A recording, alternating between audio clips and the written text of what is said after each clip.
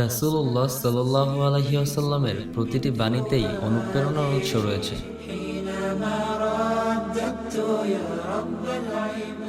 যার দুটি দিন একই রকম কাটলো সে ক্ষতিগ্রস্ত হলো, অর্থাৎ যে আজকের দিনটিকে গতকালের চেয়ে বেশি কাজে লাগাতে পারলো না সে উন্নতি করতে পারলো না। তোমরা একে অন্যের প্রতি হিংসা করো না, ঘৃণা বিদ্বেষ করো না এবং একে অপরের থেকে মুখ ফিরিয়ে নিও না। তোমাদের মধ্যে সেই উত্তম যে তার পরিবার পরিজনের কাছে উত্তম। আল্লাহ ততক্ষণ বান্দাকে সাহায্য করেন যতক্ষণ সে তার ভাইকে সহযোগিতা করেন। যে পবিত্র থাকতে চায় আল্লাহ তাকে পবিত্র রাখেন। আল্লাহর প্রতি একটি সকাল কিংবা একটি সন্ধ্যা ব্যয় করা গোটা পৃথিবী এবং পৃথিবীর সমস্ত সম্পদের চেয়ে উত্তম। কোরআনকে আঁকড়ে ধরলে কখনো বিপদগামী হবে না। তোমাদের মধ্যে সর্বোত্তম মানুষ তারাই যাদের আচার আচরণ সবচেয়ে ভালো। অর্ধেকটা খেজুর দান করেও তোমরা নিজেদের জাহান্নাম থেকে বাঁচাতে পারো। যদি তাও না পারো তবে সুন্দর করে কথা বলো।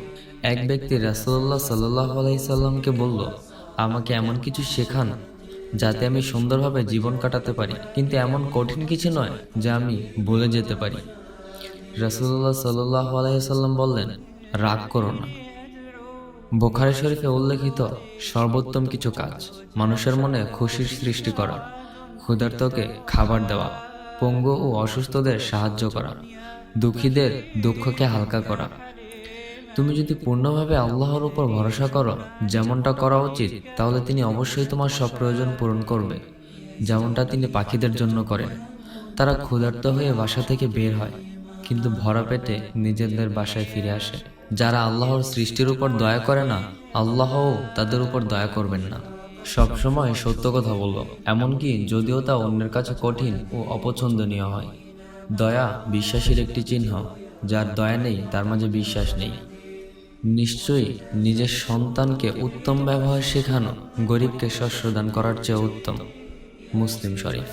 দয়ালুর প্রতি আল্লাহ দয়াশীল হন, তাই পৃথিবীর মানুষের প্রতি দয়াশীল হও, তাহলে যিনি আসমানে আছেন তিনি তোমার প্রতি দয়া দেখাবেন।